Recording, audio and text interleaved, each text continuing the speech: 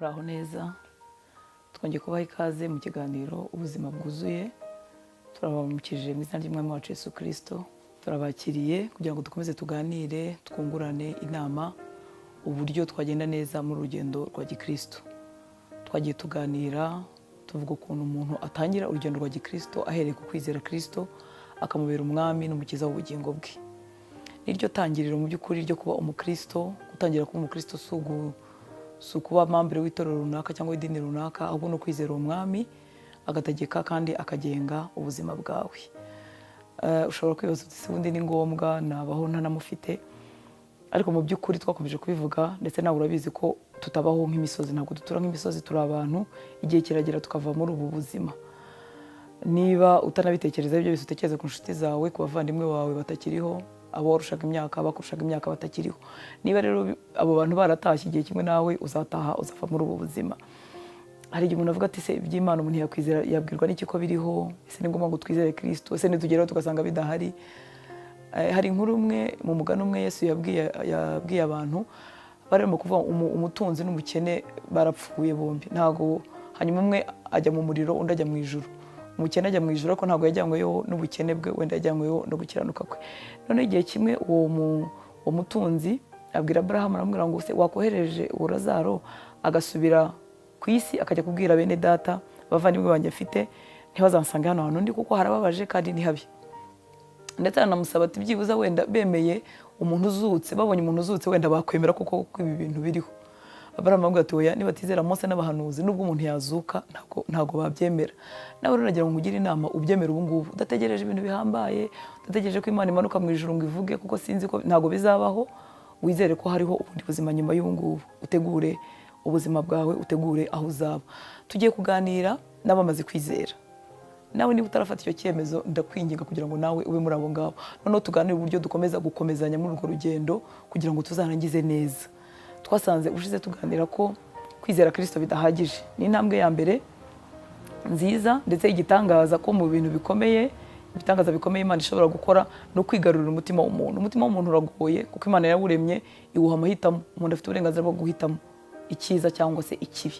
Rero no kongera kwizera Imana ni umuntu ubyihitiramo. Ashobora guhitamo kutizera Imana cyangwa se agahitamo kwizera Imana.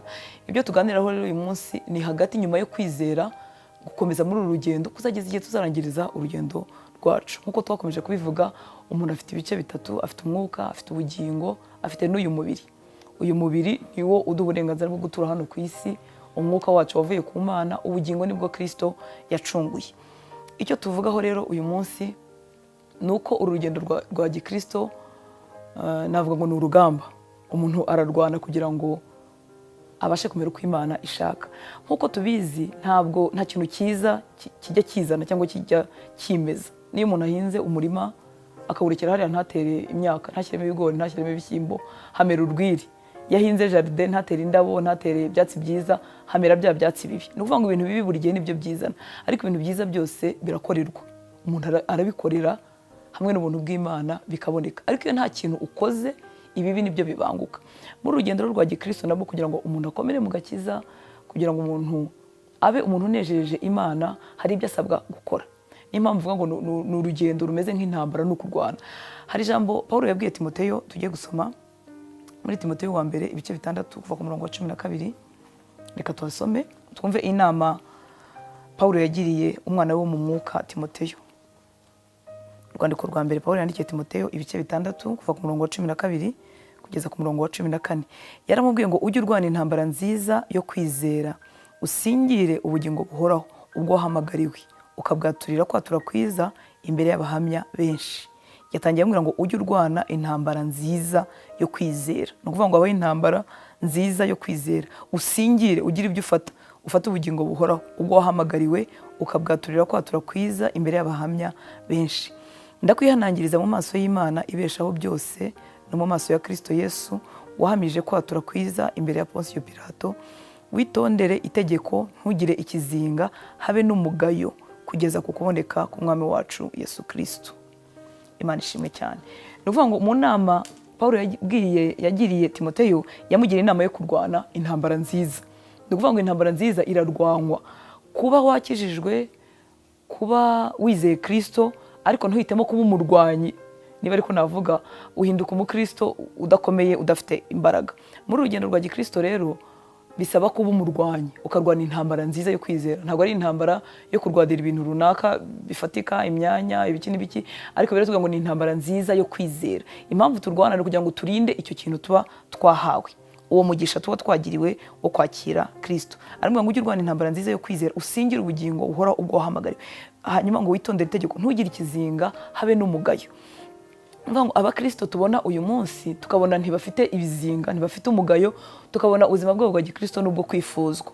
Hari intambara baba barwana, bashobora kwirwana abantu bareba cyangwa se batareba, ariko hari ibintu barwanirira, bakarinda gukiranuka kwabo, bakarinda kubaha Imana kwabo.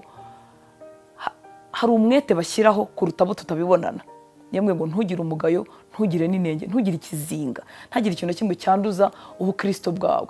Abo bantu bose bafite ubukristo butanduye, budafite ibizinga, budafite umugayo, bafite intambara barwana. Bayirwana mu mwuka basenga, bayirwana mu myitwarire, bagerageza gutsinda kamere n'imibiri yabo, hanyuma n'umwuka wera akabibafashamo.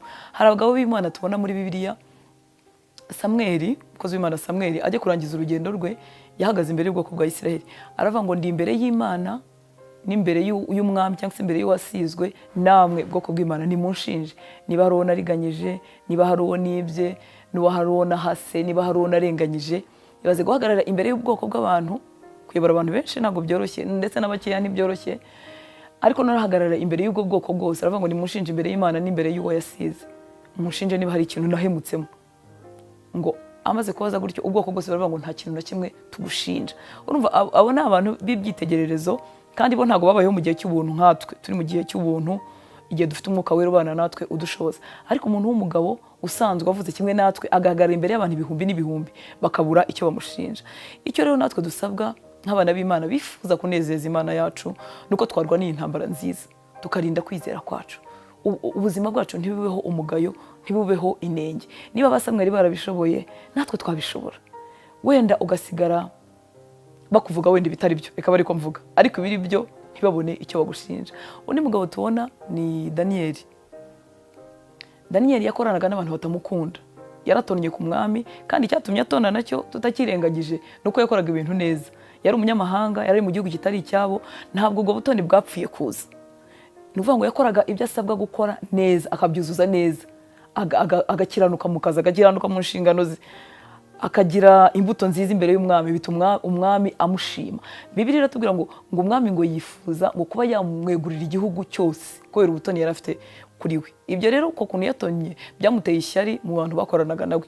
Abandi bagabo bari bafatanyije nawe kuyobora zira ntara 120, bamugira ishyari. Nuvuga ngo bari ku rwego rumwe, ari abantu batatu bakomeye mu gihugu inyuma y'umwami, bamugirira ishyari, bamushakaho impamvu. Ariko Bibiliya irambwira ngo bamushatseho impamvu, babura impamvu n'imwe. Nuvuga ngo mu byo mu kazi, mu nshingano yari afite, mu bikorwa byose yakoreraga umwami n'inshingano yari afite zo kuyobora biriya bice byose by'igihugu, bamubuzeho impamvu.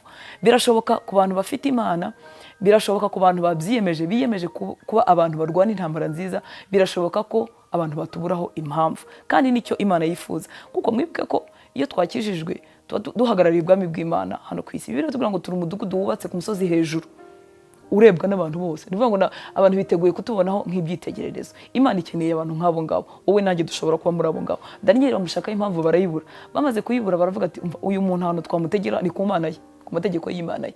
Nibwo bavuze bashutse umwami kugira ngo ashyireho ririya tegeko ko nta yindi Mana ikwiriye gusengwa, kubera ukuntu ziriya nkuru zagenze. Iryo tegeko rijyaho, Daniyeli akomeza gusenga Imana nk'uko yari asanzwe ayisenga. Babonye impamvu, ariko mu by'ukuri impamvu bamubonyeho yari impamvu yatuma Imana imuburanira. Natwe rero twatangira urugendo rw'agakiza, turasabwa kurwana intambara nziza yo kwizera. Satani akatuburaho impamvu, umwanzi akatuburaho impamvu, Imana ikatwishimira, tukarepresenta ubwami bw'Imana tunejeje uwo duhagarariye. Imana ikatwishimira. Iyo umuntu afite abana bafite imico myiza, bameze neza, ntabwo agira ikimwaro cyo kubiyitirira. Twebwe rero batangira urugendo rugira ngo urwane intambara nziza. Natangiye mvuga ngo ntabwo byizana, nta kintu cyiza na kimwe kijya kizana. Ikintu cyiza cyose kirakorerwa. Uharanire kunezeza Imana, uharanire kumera uko Imana ishaka, ubigire priority. mu misengere yawe, mu byo usaba Imana, usaba umwuka wera kugira ngo abigushoboze. Ubwire umutima umwuka wera uti ntunganya, singira umugayo, singira inenge, singira ikintu na kimwe gituma izina ryawe ritukwa. Ntitubikorere gusa kugira ngo abantu badushime, ahubwo tubikore twibuka urukundo Imana yadukunze. Iyo umuntu agukunda, wifuza kutamubabaza, wifuza kumugirira neza. Iyo umuntu ashatse gukiranuka, atinya urubanza, atinya amategeko, atinya amaso y'abantu, biramuvuna kandi bikanamunanira. Ariko iyo abikoze yibuka urukundo Kristo yamukunze, yibuka imbabazi Imana yamugiriye, abikora nk'ikimenyetso cyo gushima, nka reconnaissance, icyo gihe biramworohera kandi umwuka wera akabimushoboza. Muri uku kurwana rero, intambara nziza harimo kurwana, icya mbere hakabamo no kurinda.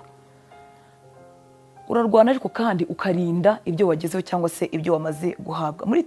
Nanone Pawulo yandikiye Timoteyo muri Timoteyo wa mbere 6:20, aramubwira ngo Timoteyo we, ujye urinda icyo wagabiwe, uzibukire amagambo adakwiriye kandi atagira umumaro n'ingirwabwenge zirwanya iby'Imana.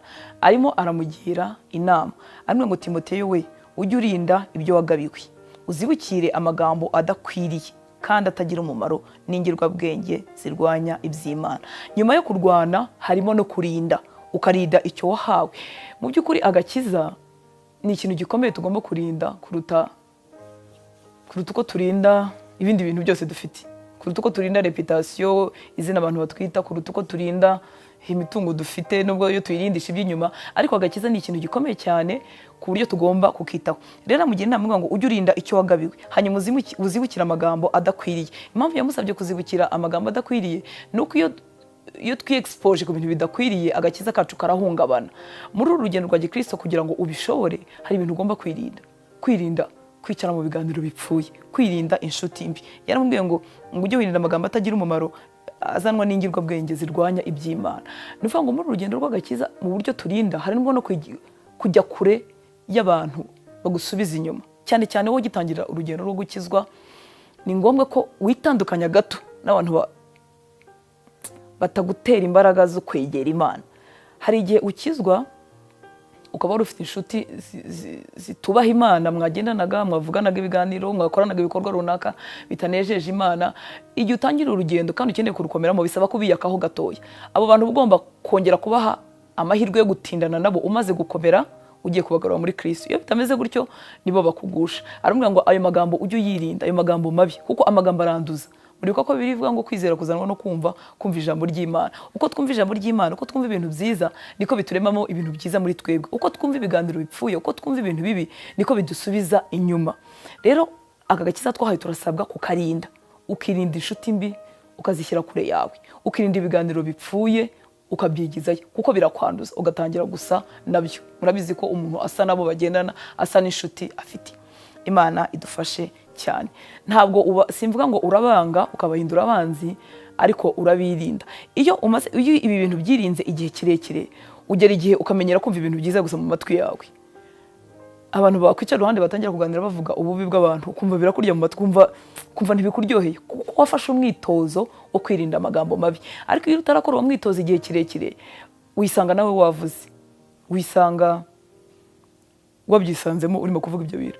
Kera ngitangira urugendo rwo gukizwa, twavuga ku rusengero umunsi umwe, turi mu modoka, turimo abadamu benshi. Noneho tugenda tuganira, tuvuga abantu, tuvuga ibintu ku bantu bitari bibi cyane ariko bitari na ngombwa. Haricayemo umwana w'umukobwa umwe, sinjya mwibagirwa rwa rugendo rero twavaga i Remera tujya, bo bajyaga Nyamirambo, njyewe njya mu Kiyovu.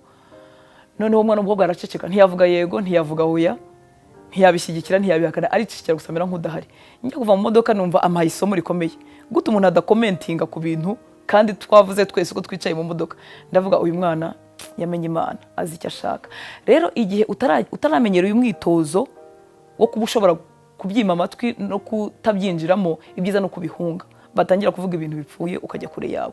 Ni ukuvuga ngo agakiza kacu rero kararindwa. Iyo utakarinze ntabwo ugera ku rwego Imana ikwifuzaho.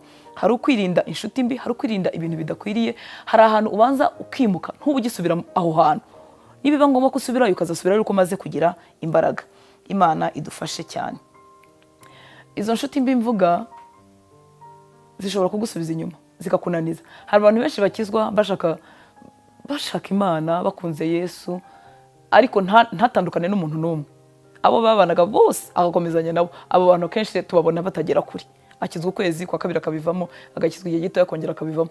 Ni igihe cyo kwitandukanya kugira ngo urinde ikintu wahawe kirusha agaciro ibindi bintu byose utunze hano ku isi. Izo nshuti zazisubiremo umaze gukomera, uzongera kuziha umwanya wawe umaze gukomera. Igihe utarakomera mu gakiza, niba wari ufite urugero, wari ufite umusambanye, niba ariko navuga umuntu mukorana ibyaha by'ubusambanyi, nutamwiyaka ukavuga uti ndicarana nawe namaze gukizwa ndajya mu nzu ye nta kibazo, uzongera ugwe kuko nturakomera. Ibyiza atandukana nawe igihe niba ngombwa usibe telefone, niba ngombwa ukupe kontakte burundu kugeza igihe uzagirira imbaraga ukamusubiraho urimo umubwira ibyahise. Ni ukuvuga ngo agakiza kacu kararindwa, turarwana ariko kandi tukanarinda. Imana idufashe cyane. Nyuma yo kurinda, tugomba mu gihe nako turimo kwirinda, tugomba kugira ubuzima butemera umugayo, butemera guhinyurwa. Niyo mpamvu kugira itorero ubarizwamo cyangwa umuryango runaka bigufasha, biragufasha kuko uba ufite abandi bantu ureberaho kandi abandi bantu wanga ko bakugaya, bikakurinda kugeza igihe uzamenyera none ko wakiranukira n'Imana uri na wenyine nta n'umuntu uhari. Nanone yaramubwiye muri Timoteyo wa mbere ibice 4 umurongo wa 12 ngo ntihakagire uhinyura ubusore bwawe, ahubwo ubikitegererezo cy'abizera. Umvera ntabwo yambwiye ngo ubikitegererezo cy'abandi bantu basanzwe, no kubikitegererezo cy'abizera. No kuvuga ngo abizera hari standard n'ubundi bafite y'ubuzima inesheje. Kubikitegererezo cyabo rero no kuba usa nkaho basumba abo bizera bamaze kugira ingeso nziza, bamaze kwitwara neza. Ariko inama Paulo abwira Timoteyo we ni ukuba ikitegererezo cyabo ngabo n'ubundi bameze neza. Iyo ubaye ikitegererezo cy'abantu bameze neza, ubwo urabasumba mu myitwarire, wowe ushyira standard hejuru, standard yo kubaha Imana, yo kugendana n'Imana neza. Ngo ugire umwete wo gusoma, yani magambo ntubinjiji, wihugure kandi ntuyirengagize impano ikurimo. Wirinde ku bwawe no ku nyigisho wigisha. Niba hari ikintu gitumye abantu badakizwa n'uburyo batubona, Imana idufashe. Mwibuke ko hari ijambo riteye ubwoba Imana yavuze mu ijambo ryayo ngo ugusha umutoya muri abo ngabo ngo icyamubera kiza nuko bamuzirika urusyo ku ijosi bakamujugunya ngo epfo mu nyanja. Urumva ni ikintu giteye ubwoba. Umuntu kugusha umuntu mutoya mu bwami bw'Imana afite igihano giteye ubwoba. Rero ahangaha yamugira inama ngo yirinde kubwe no kunyigisho yigisha. Ni byiza ko tugira ubuzima butariho umugayo, ubuzima budahinyuwe mu maso y'abantu, kuko abantu ntabwo Yesu azamanuka hano ku isi ngo abantu bamurebe. Abantu bazareba twebwe twakijijwe. Emera kuba igikoresho cy'Imana, emera kuba umuntu Imana yashyira hariya nk'ikitegererezo cy'abizera. Abendaga gucogora niba kubona basubizwe mu imbaraga, abavugaga ngo ntabwo bishoboka ko umuntu yakizwa neza ngo amare umwaka, niba kubona basubizwe mu imbaraga. Niba uri umusore, uyu munsi biravuga ko ntibishoboka ko umusore n'inkumi babaho bataryamanye, ntibishoboka ko umuntu yakwirinda mbere yo gushaka. Ariko wowe wakijijwe ukaba uri umusore uri inkumi, ni amahirwe Imana iguhaye yuko wakwemera gukoreshwa n'Imana, ugahagarara bakabibona ko bishoboka ko umuntu yageze igihe cyo gushaka atarasambana, yageze igihe cyo gushaka atiyanduje. Emera kuba igikoresho Imana yakoresha muri iki gihe kigoranye, ubikitegererezo cy'abizera. Ni ukuvuga ngo urwego rw'abapagani rw'abatazi Imana wararurenze, uri mu bizera ariko none uri n'ikitegererezo cyabo, uzamutse hejuru yabo kugira ngo bakurebereho. Imana ikeneye abantu nk'abo ngabo. Kuva waratangira urugendo rw'agakiza, ibyo ngibyo wabishobora. Umwuka w'Imana yabigushoboza, bikubera isengesho, bikubera icyifuzo kugira ngo Imana ibigushoboze. Ikindi nyuma yo kurinda nicyo twakwita kwihangana. Nanone yarongera amubwira mu rwandiko rwa kabiri yamwandikiye ibice 2 umurongo wa 3 kugeza kwa 5, ariko ngo ujye ufatanya nanjye kwihanganira imibabaro nk'uko bikwiriye umusirikare mwiza wa Kristo Yesu. Nta waba umusirikare kandi ngo yishyire mu by'ubugingo ngo abe akinejeje uwamwandikiye ubusirikare. Ujye ufatanya nanjye kwihanganira imibabaro nk'uko bikwiriye umusirikare mwiza wa Kristo. Nta waba umusirikare ngo yishyire mu by'ubugingo ngo abe akinejeje uwamwandikiye ubusirikare. Iri jambo ryitwa kwihangana mu buzima bwa Gikristo ntirikwiriye kuburamo. Rirakomeye. Hari ubwo umuntu atarikunda, bumva nta bintu byo kwihanganira ushaka ko ibintu bikorwa nk'uko bishaka. Ariko muri urugendo rwo gukura no gukomera mu gakiza, kwihangana ntigushobora kuburamo. Mu nama rero nanone Paulo yabwiye Timoteyo, yaramubwiye ngo ajye yihanganira imibabaro. Ni ukuvuga ngo muri urugendo rwa Gikristo duhura n'imibabaro runaka atari niyo twiteje, tutanabigizemo n'uruhare. Ushobora kuba uri umukristo mwiza, reka akankavuge kuko hari igihe twibwira ko hari ukuntu umuntu yabikwepa, ariko navuga ngo ushobora kuba uri umukristo mwiza utarangaye, usenga, uri mu mwuka, ukiranuka, ariko ugahura n'ibintu bigusaba kwihangana. Ushobora gusenga urugero washatse ugize urugo umugore n'umugabo muri abakristo murasenga mwirukanye karande mwacagaguye ibintu byose ariko kubyara bikanga n'urugero mugakora uko mushoboye mugasenga amasengesho y'uburyo bwose ariko bikanga ni ukuvuga ngo ibyo ni ibintu duhura nabyo mu buzima bidusaba kwihangana. Ibi rero ntabwo bishyikira abakiraniwe mu rugendo rwabo rw'agakiza. Ushobora gukiranuka mu rugendo rw'agakiza ariko n'ubundi ugahura n'ibintu bigusaba kwihangana. Hari ibintu bimwe tutazabonera ibisubizo turi hano ku isi nuko no mu ijuru tutazabona umwanya wo kubibaza. Mu ijuru tugerayo tuzuzura umunezero ngo amarira yose ahanagurwe ku maso yacu. Ntabwo tuzibuka kubaza Yesu ngo Yesu kuki wanyimye umwana, Yesu kuki byagenze gutya na gutya, kuki wemeye ko cya kibazo nkigeramo. Hazaba hari umunezero twibagiza uwo mubabaro wari wose. Ariko nagira ngo mbwire ko mu rugendo rwa gikristo kwihangana biradushyikira. Hari ibintu bijya biza bikamera mu buryo butandukanye nk'ubwo washakaga. Umukristo rero muzima uri mukura mu gakiza aba umuntu uzi kwihangana mu gihe ategereje gushyikira ibyo Imana yamubwiye, mu gihe ategereje gushyikira ibyo Imana yamuvuzeho bimusaba kwihangana. Ikindi kwihangana bituma Imana itoza kamere yacu, iduhindura abantu bashyitse bazima. Umuntu mutoya niwe utihangana. Umwana mutoya yakubwiye ngo mama ndashaka bombo, iyo utayiguze muri ako kanya ararira. Mama ndashaka iki, iyo utagikoze muri ako kanya ararira. Kutihangana rero ni akamenyetso kagaragaza ko umuntu adakuze. Ariko umuntu uri mukura, uri mutera intambwe, wabashije kurwanya intambara nziza, wabashije kurinda ibyo yizeye, agira imbaraga zo kwihanganira ibimugerageza. Nkuko Paulo yabwiye Timoteyo ngo wihanganire ibikugerageza. Ndakubwira rero wowe mwana w'Imana, ibikugerageza ntibigukure kuri Kristo. Ibikugerageza ntibitume ngo Imana si yo kwizerwa. Imana niyo kwizerwa, uko ibyawe byatinda kose Imana iracyari iyo kwizerwa. Umuntu wihangana neza yakoze icyo yagomba gukora, biba bigaragaza ko ari matera intambwe nziza agana mu gihagararo Kristo amwifuzaho. Yamubwiye andi magambo avuga ngo nta wa umusirikare ngo yishyire mu by'ubu bugingo ngo abe akinejeje abamwandikiye ubusirikare. Ngo kandi iyo umuntu ashatse kurushanwa mu bikino ntahabwa ikamba keretse arushanijwe nk'uko bitegetswe. Uru rugendo rwacu rwa gikristo rumeze nko kwiyandikisha mu gisirikare. Muzi ko akenshi mu gisirikare nta muteto ubamo. Mu gisirikare iyo hari akazi karakorwa, ntabwo bivuga ngo urabanza ugire gutya, ngo urabanza ugire gutya. Ndetse kubera inshingano zikomeye bafite, hari uburenganzira bwinshi batakaza. Umugore w'umusirikare ashobora kubyara, umusirikare ntajye kumureba. Yewe ashobora no gupfusha ntabone uko ajya gushyingura uwe niba ari ku rugamba kandi rukaba rukomeye. Ni ukuvuga ngo mu gisirikare cy'isi gisanzwe nta muteto ubaho. Barabatoza, niyo mpamvu baca mu myitozo ikomeye isa nk'aho ibabaza umubiri, ibatyaza ikabakomeza kugira ngo umuteto wose ubashiremo, kuko baba barwanira koze ikomeye, baba barwanira ikintu gikomeye. Barenga urwego rwo kwirwanaho ku bwabo no kurwana ku miryango yabo, bakarwana no ku bantu batazi. Iyo abasirikare barwanira igihugu, baba barwanira icyo gihugu cyose n'abantu batanazi. Rero iki kigereranyo Paulo yatanze ni ikigereranyo cyiza cyane. Yavuze ngo nta wakwiyandikisha mu gisirikare ngo narangize yite ku bintu byaho ngaho birimo bitambuka. Twebwe nk'abakristo hari igisirikare twandikishijwemo. Niyo mpamvu iyo tubaye abana b'Imana hari ibintu bimwe tugomba kurenga. Ntabwo uba ukiriho ku bwawe gusa, uriho ku bwawe, uriho no ku bw'abandi bantu, kandi hari umuteto ugomba kugushiramo kugira ngo uzarangize urugendo rwawe neza. Iyi ni inama nzima Paulo nyuma yo kwitegereza ibyamubayeho n'ibyo yaciyemo yagiriye umwana we Timoteyo urimo yiga gukorera Imana, amugira iyo nama kugira ngo nawe azabashe gukora umurimo we kandi neza. Hepfo aramubwira ngo iyo umuntu ashatse kurushanwa mu bikino ntahabwa ikamba keretse arushanijwe nk'uko bitegetswe. Nk'uko bitegetswe muri ubu bwami twinjiyemo naho harimo ibintu bifite ukuntu bitegetswe. Kugira ngo umuntu amere uko Imana ishaka agenda akura mu gakiza, hari ibintu byinshi areka kandi yarakibifitiye uburenganzira kandi yarakibishaka, umubiri wari ukibishaka. Iyo tumaze kwiyandikisha mu bwami bw'Imana, iyo twinjiye muri iki gisirikare nk'uko Paulo yakivuze, tugenda uko bitegetswe kugira ngo tubashe gutsinda, tubashe kurangiza neza urugendo rwacu. Tugomba kumenya ko iki gisirikare, reka myite igisirikare nubwo mu by'ukuri atari igisirikare, nacyo kigira order cyangwa se ordre yo mu rwego rwo hejuru yo gukurikizwa. Igisirikare cyo mu isi cyangwa se igisirikare cyane mu gihugu cyacu cy'u Rwanda kigira amategeko bagenderaho. Mubona ko abasirikare nibo bantu bari discipline, nibo bantu bubaha ababayobora. Umuyobora yabavuze iby'ukuri cyangwa itari iby'ukuri, itegeko mu gisirikare, itegeko ni itegeko. Turi mu gihe cy'ubuntu, ntabwo vuga ngo mubatwe n'amategeko, ariko wumvira Imana nk'uko Imana yabisabye. Niba ushaka kugendana n'Imana neza. Iyo umuntu atamenye ko yanditswe muri iki gisirikare, Paulo yabwiye Timoteyo avuga ya magambo y'ubwana avuga ngo Imana nayo irabizi. Imana nayo irabizi ko ntabibasha.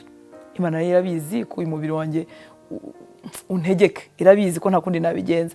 Icyo gihe uba utaramenya neza ubwami winjiyemo kandi uba utarimo kwifuza gukura iyo wifuza gukura usaba Imana imbaraga. Icyo utashoboye uyu munsi kikakubabaza kandi ukifuza ko ejo uzagishobora. Ariko n'umukristo uvuga ngo Imana irabizi umwaka ugashira, Imana irabizi imyaka 2 igashira, yego irabizi, ariko uzasigara abandi batambuke bagere hakurya mu mugambi Imana ibafitiye. Nari mvuze ngo hari uko bitegetswe kugira ngo tubashe kuba muri icyo gisirikare. Turareba ibintu bikeya bitegetswe muri ubu bwami. Icyambere gitegetswe mu bwami kandi kimeze nk'itegeko ni ukwera imbuto kandi nziza. Muri Yohana ibice 15 umurongo wa mbere kugeza ku murongo wa 2 avuga ngo ndi umuzabibu w'ukuri kandi data ni nyirawo uwuhingira. Ishami ryose ritera imbuto arikuraho. Ni ukuvuga ngo ni amategeko kwera imbuto. Muri ubu bwami kwera imbuto ni itegeko. Yesu yaravuze ngo we ni umuzabibu w'ukuri kandi data ni nyirawo uwuhingira. Ngo ishami ryose ritera imbuto arikuraho. Ndagira ngo nkubwire bimwe mu bintu bikurinda muri urugendo, bimwe mu bintu biguteza imbere bigushoboza ni ukwera imbuto. Iyo umuntu arimo yera imbuto bimushoboza gushaka Imana kurutaho, bimushoboza gusenga, bimushoboza no kwirinda kuko azi neza ko hari imbuto agomba kwera. Nanone aravuga ngo muri Luka 3:9 aravuga ngo intorezo zigezwe ku bishyitsi by'ibiti. Igiti cyose kitera imbuto nziza kiracibwa kikajugunywa mu muriro. Iyo umuntu arimo yera imbuto mu bwami bw'Imana bituma arindwa kuko twebwe turi amashami duteye ku giti cy'umuzabibu cyangwa umuzabibu w'ukuri. Ariko iyo tutera imbuto Bibiliya yavuze ngo turacibwa. Ni uvuga ngo kwera imbuto muri ubu bwami ni itegeko. Nagira ngo niba wicariye nta utifuza kwera imbuto na gatoya urimo urahomba kandi ntabwo urimo gukurikiza icyo amategeko y'ubu bwami asabwa. Mwibuka ko bavuze ngo nta muntu wakwiyandikisha mu marushanwa ngo asiganwe uko ashaka. Iyo habayeho amarushanwa y'imikino tuvuga abantu barimo gusiganwa bagira ngo barebe abazi gusiga abandi baragira ntabwo wapfa guca ahantu ushaka, ntiwapfa gukora ibyo ushaka, ugomba gukurikiza amategeko baguhaye kugira ngo ubashe kurushanwa neza. No muri ubwami rero bavuze ngo igiti kitera imbuto cyangwa ishami ritera imbuto riracibwa rikajugunywa. Iryo ngiryo ni rimwe mu mategeko agenga ubu bwami. Ikindi navuga nuko ubunebwe muri ubu bwami ntabwo bwemewe.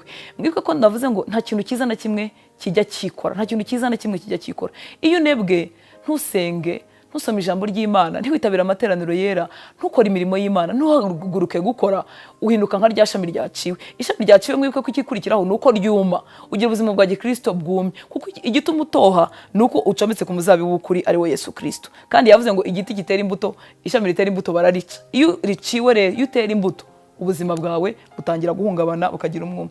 Muri ubu bwami rero ubunebwe ntabwo bwuzuye. Igihe kimwe Yesu yabwiye abantu muri Yohana 5:17 ngo ariko arabasubiza ati data arakora kugeza n'ubu nanjye ndakora. Iminsi yose yirirwaga mu rusengero yigisha, ariko bwakwira agasohoka akarara ku musozi Elayono akarara asenga. Ni ukuvuga ngo Yesu yaduhaye icyitegererezo cyo kutanebwa mu buzima bwa Gikristo mu rugendo. Mwibuke ko Yesu yari umwana w'Imana, yari yaravuye mu ijuru, yarazi ikimuzanye, yagombaga kuzasubira mu ijuru, ariko ntiyigeze agira ubuzima bunebwe. Nta mpamvu rero wowe nanjye tunebwa. Ndagira ngo nkwinginge uyu munsi usohoke mu bunebwe, wuzure imbaraga z'Imana. Umubiri uzaba utabishaka, nta gihe na kimwe umubiri uzumva uryohewe no kurara amajoro usenga, nta gihe umubiri uzumva uryohewe no gushyira amavi yawe hasi ugasenga no gutinda muri Bibiliya. Ugomba kuwuhata. Mwibuke ko ni intambara, twavuze ngo ni kurwana intambara nziza. Muri ubu bwami rero ubunebwe ntabwo bwemewe. Hari igihe tubona abakristo benshi banebwa, ariko si cyo cyitegererezo Kristo wacu yaduhaye. Uyu munsi ubyuke mu mbaraga z'Umwuka Wera, wongere usenge, wongere ushaka Imana, wongere witabira amateraniro yera, wongere ushyireho umwete kuko wibuka ko nta kintu cyiza na kimwe kizana. Ikindi kintu twatangaho urugero cyuko bitegetswe muri ubu bwami bwacu nuko umuntu wo gukundwa mu bwami bwacu ni umwe, umuntu wo kumvirwa ni umwe. Yaravuze muri Matayo 10:34 uze gusoma kugeza kuri 39, aravuga ngo ukunda se kunduta ntakwiriye ubwami bwanjye. Ndikuvuga ngo ni ibintu bitangaje, ubundi dusabwa gukunda ba data na ba mama ababyeyi bacu, ariko uyu mwami wacu yaravuze ngo ukunda se kumundutisha ntakwiriye kuba mu bwami bwanjye. Nsanga hano hantu bisobanuye ko ndikuvuga ngo ugize ikibazo ugapfusha papa, ugapfusha mama, cyangwa se mukagira ikindi kintu mupfa, hari abantu bita bikura ku Mana. Iyo bise bigukura ku Mana nuvuga ngo wa muntu mwatandukanye ukagukura ku Mana yarutaga Imana mu mwanya wawe. Iki rero bivuga no kuvuga ngo Imana igomba kukurutira aba bantu. Iyo kurutiye aba bantu, iyo ugiranye ikibazo nabo cyangwa se iyo ubabuze, ntago bigukura ku Mana. Imana itugirire neza. Nuvuga ngo umuntu wo gukundwa muri ubu bwami ni umwe gusa, ni Imana yonyine. Ikindi kitemewe muri ubu bwami ni ukutumvira. Desobedience ni ikizira muri ubu bwami. Iyo umuntu akomeje guhitamo kutumvira, ntabwo yigera agera aho Imana yamuteganyirije. Yesu yaravuze muri Matayo 15:14 ngo muri inshuti zanjye nimukoze ibyo Yesu adutegeka. Iyo tudakoze ibyo adutegeka ntago turi inshuti ze. Uze kubyisomera hano muri Yohana 15.